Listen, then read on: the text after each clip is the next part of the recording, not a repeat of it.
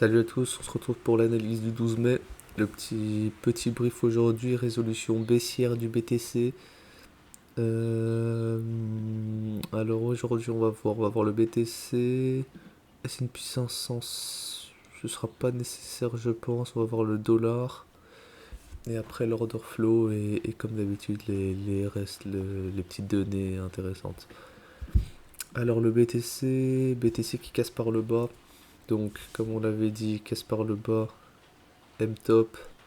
Là, c'est très mauvais. On verra pas de nouveau plus haut avant un petit moment. Les objectifs, là, on a déjà été chercher le premier objectif qui était la grosse zone de liquidité ici. On pourrait toujours aller un peu plus bas, mais pour vraiment la valider. Mais là en tout cas, il y a une bonne partie des liquidités qui ont été cherchées. On peut potentiellement rebondir. Là, c'est pas trop tard pour faire une sorte de petite déviation dans un range. On est en daily, donc il suffit que un, deux mains, quoi, et il y a une petite réintégration et là on pourrait se dire retour en haut de range. Mais bon, pour l'instant c'est pas du tout ce qui est en train de se profiler sur le marché. Pour les objectifs, bah, on a toujours la zone des 25 000, même si bon, moi j'ai un peu de mal avec cette zone, mais forcément il y aura un minimum, un petit peu de résistance. Moi je pense que j'ai toujours mon objectif alors des 23 000, cette zone-ci entre 22 et 24. La zone de rechargement du dernier mouvement depuis le 10 mars. C'est toujours le mouvement que j'ai, c'est toujours l'objectif que j'ai. Après, forcément, on peut peut-être galérer. C'est pas impossible qu'on fasse comme ça, mais je sais qu'on revienne. Faudra, faudra pas s'étonner de ce genre de choses. Après, on peut aussi très bien remonter dedans et puis remonter petit à petit. Comme d'hab, moi, mes objectifs en weekly, c'est toujours aussi, hein, toujours au niveau des 36 000. Après, si on réintègre les 25 000 et qu'on n'arrive pas à remonter rapidement et que je vois une action de prix un peu bizarre, je pourrais changer d'avis, mais pour l'instant, c'est toujours 36 000 l'objectif. Le gap CME est le premier arrêt de toute la baisse depuis la TH. Donc c'est toujours ça l'objectif. Pour les objectifs bottom, si celui-ci ne tient pas, alors il y a toujours le gap CME ici au niveau des 20 000 et la zone de rechargement de longue depuis le bottom. Donc cette zone-ci, ça m'étonnerait qu'on y aille. Si on y aille, si on y va, c'est vraiment pas joli. C'est une action de prix vraiment pas belle. Mais en tout cas, cette zone-ci, je la vois bien arriver d'ici peu. Ether, Ether c'est la même chose. La même chose, on a cassé par le bas, M-top. Ça d'ailleurs, on avait défini ça, on peut le supprimer. Le... on a été chercher, on avait quelques zones, identifié quelques poches de liquidité ici, ici et ici, et même ici. Donc on a été en chercher deux. On a encore les deux autres ici. Moi je vois bien la dernière poche qui est en confluence avec la zone de rechargement de longue. Donc pour moi c'est très cohérent si on y va. C'est un peu la même chose que le BTC. Donc ce serait logique, ça ferait une baisse de combien par exemple? 10%, BTC ferait combien? 12%. C'est totalement possible, totalement envisageable. À part ça, sinon, bah, l'objectif est toujours les 2004, les 0, les 0,382 de toute la baisse depuis le bottom, enfin depuis la TH plutôt. C'est vraiment la même chose que le BTC, donc j'ai pas grand chose de plus à dire. Pour le S&P 500, toujours dans la range, aucune résolution, donc rien de spécial. Si on casse par le sud, si on casse par le nord plutôt, zone de rechargement de short de toute la baisse ici. Si on casse par le sud, zone de rechargement de long, c'est les objectifs.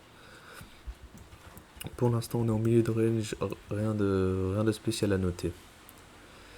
Ensuite, le dollar. Le dollar, on avait identifié une zone où les vendeurs devraient monter à de la force.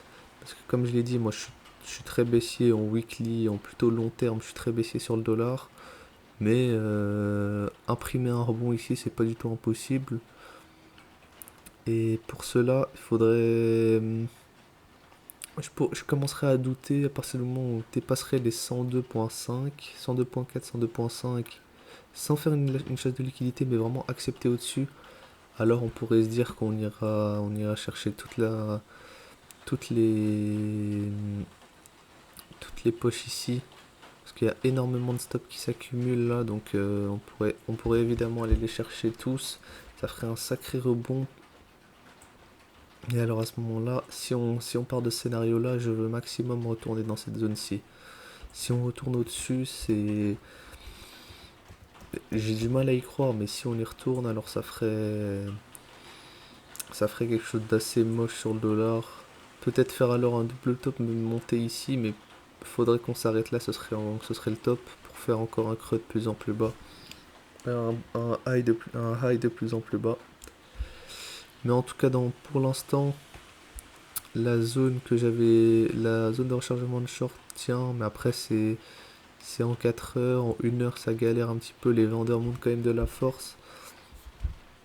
Donc si on s'aperçoit que là c'est un plus haut, on pourra rallonger la zone de rechargement, enfin la zone de poche de liquidité. Là, j'ai tracé une brotte de tendance pour afficher toutes les poches de liquidité, donc on pourra la rallonger jusque là.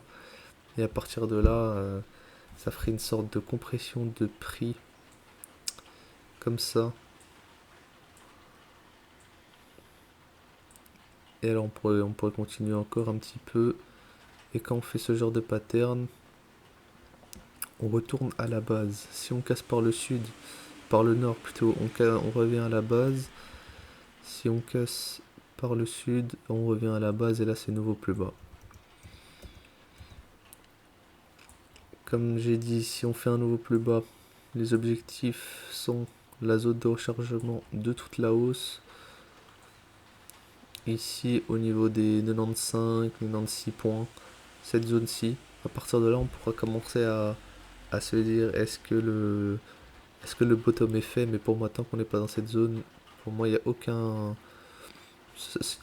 sens à s'arrêter en plein milieu ici. Comme je l'ai dit souvent, quand on casse le premier arrêt, on va dans la zone de rechargement. Là, c'est ce qu'on est en train de faire. On galère un petit peu au niveau des 0,5 plus ou moins.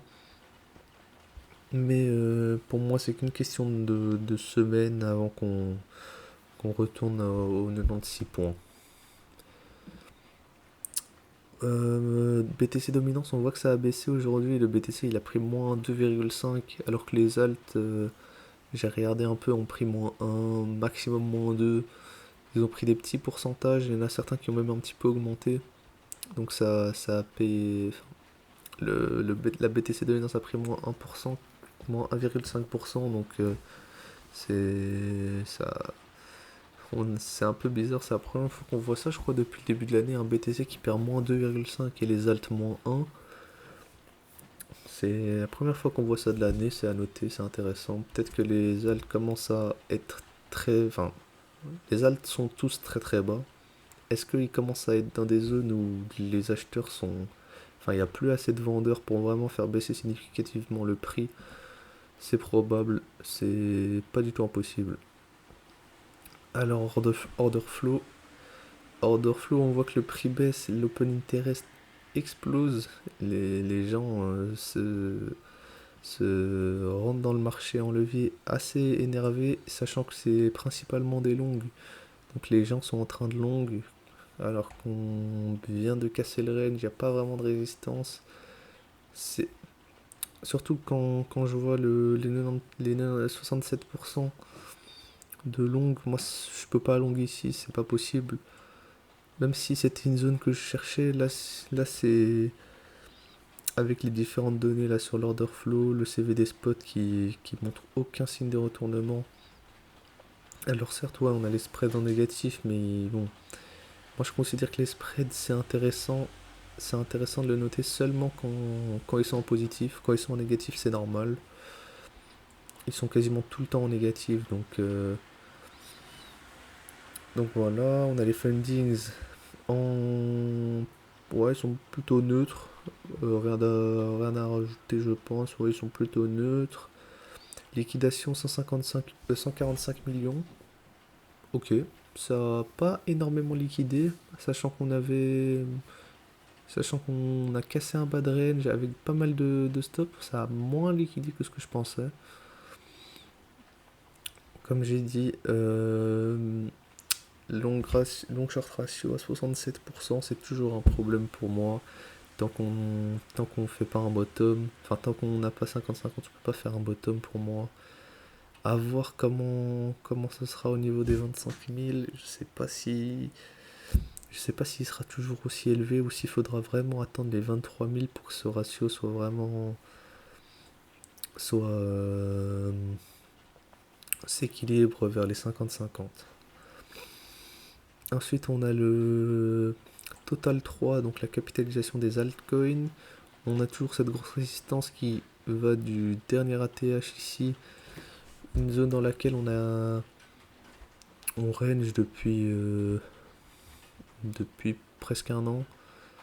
On peut identifier une sorte de range comme ça, avec une déviation, une déviation.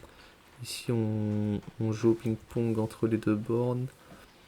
Pour l'instant, aucune cassure, on arrive en bas de range. Les alts montrent quand même de la force, on a vu avec la BTC dominance. Est-ce que c'est parce que moi je pense qu'il commence. Moi, la raison, je pense qu'il commence à être vraiment très bas. Et ils peuvent pas baisser à l'infini, on commence à être dans des zones. C'est comme quand comme quand le BTC FTX a fait perdre au BTC passer de 20 000 à 15 000.